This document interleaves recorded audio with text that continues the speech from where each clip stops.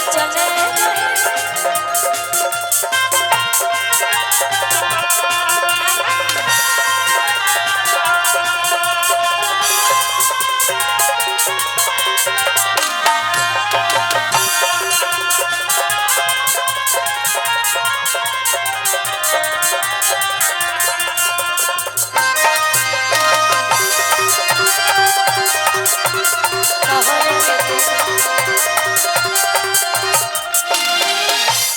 अच्छा असगर भैया ये लोग कहला कि हमरा जैसन मेहरारू चाहिए तो हमरा जैसन ना रहे तो ने ठीक बजान तड़का है कि चाहिए रूसी तो ही दिलवा मैं जा खामती आना मुधइले बिया खुशी ये गमती।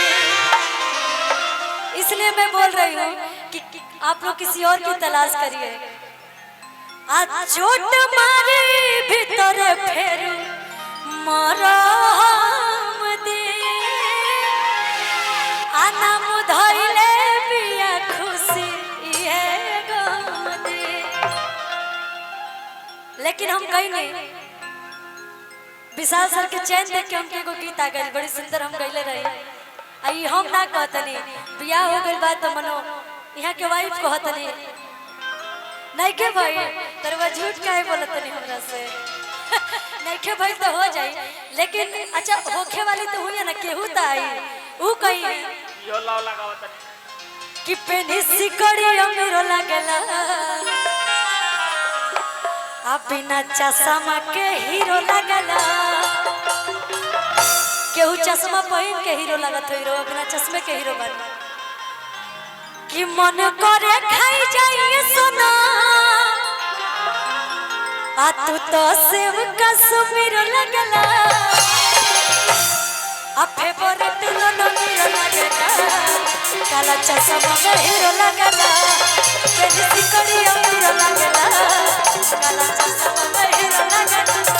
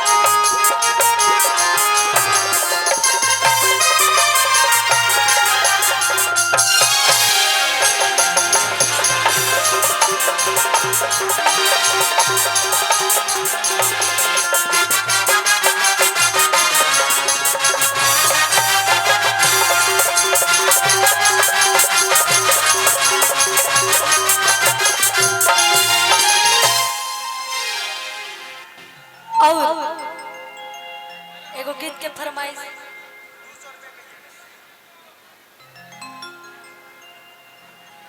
पैगा मित्र सेन पैक्स अध्यक्ष इंदू देवी और पंचायत समिति रंबा देवी जी के तरफ से बहुत सारा प्यार और आशीर्वाद है। फोनो रख ली फोनो रख ली ली। हाँ एगो हमारे खेसारी भैया के साथ गीत आयल रहे और आज हम छपरा जिला में आयल बने आइजा से हमारे ट्रेंडिंग स्टार खेसारी लाल यादव भैया आप सबके आन बान शान हमारे भोजपुरी इंडस्ट्री के शान हमेशा सारा कलाकार पर उनकर बड़ी प्यार आशीर्वाद रहा। हमरा के एगो छोट बहन की तरह माने नहीं बड़ी सम्मान मिलेला और 5 तारीख के हम जातनी खेसारी भैया के साथ ही हमार शो बटे मधेपुरा में और एगो गीत हमार आयल रहे भैया के साथ तमाम गीत आयल बा लेकिन एगो कि बेचता